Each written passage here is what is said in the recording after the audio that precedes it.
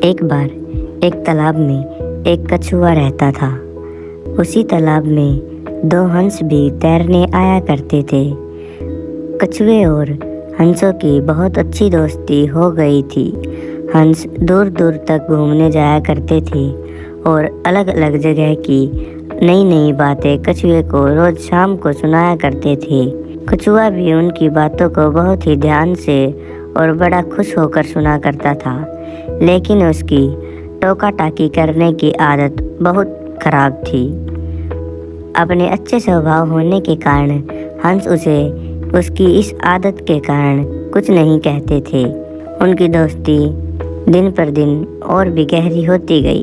एक बार ऐसा समय आया कि तालाब का सारा पानी सूख गया। अब कछुए को अपनी जिंदगी की चिंता होने लगी थी। उसे लगने लगा था कि पानी ना होने के कारण और थोड़े दिन में उसकी मृत्यु हो जाएगी। हंसों को भी अपने दोस्त पे आई इस समस्या का समाधान करना था, इसलिए वे भी रोज घूमने जाते तब कुछ ना कुछ सोचते रहते थे।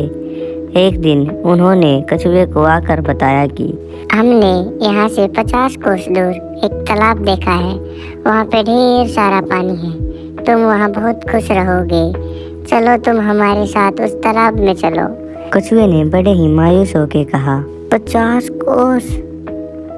भैया 50 कोस चलते चलते तो बहुत देर हो जाएगी और तब तक तो मैं मर ही जाऊंगा। हंसों को भी उसकी यह बात ठीक लगी। उन्होंने कछुए को जल्दी से उस दूसरे तालाब में पहुंचाने के लिए एक उपाय निकाला। उन्होंने कछुए को कहा कि हम दोनों एक लकड़ी के 2 सिरों को अपनी चोंच में पकड़ लेंगे और तुम उस लकड़ी को बीच में से अपने मुंह में पकड़ लेना। पर याद रखना, जब हम उड़े तब तुम कुछ भी बोलना मत, वरना तुम नीचे गिरोगे और तुम्हारी मृत्यु हो जाएगी।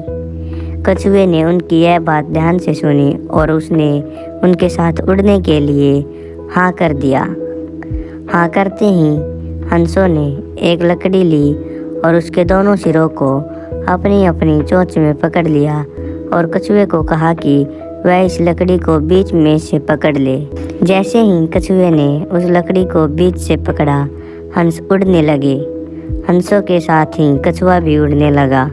कुछ देर बाद हंस और कछुआ एक कस्बे के ऊपर से गुजरे। उस कस्बे के सभी लोग हंस और कछुए को ऐसे देखकर बहुत ही हैरान हुए और वे जोर जोर से चिल्लाने लगे, वो देखो कछुआ कैसे उड़ा जा रहा है, वो देखो। कछुआ यह देखकर बड़ा ही खुश हुआ। वह हंसों को बताना चाहता था कि वह यह देखकर बहुत खुश हो रहा है।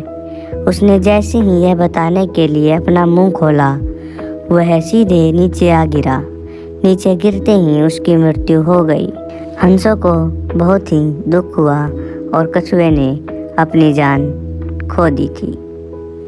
तो दोस्तों, हमें इस कहानी से क्या शिक्षा मिलती है, यह जानना है तो पहले इस चैनल को सब्सक्राइब कर दो यार।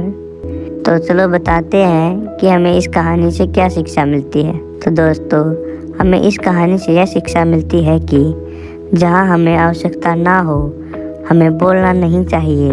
बेवजह बोलकर हम बड़ी से बड़ी समस्या में फंस सकते हैं।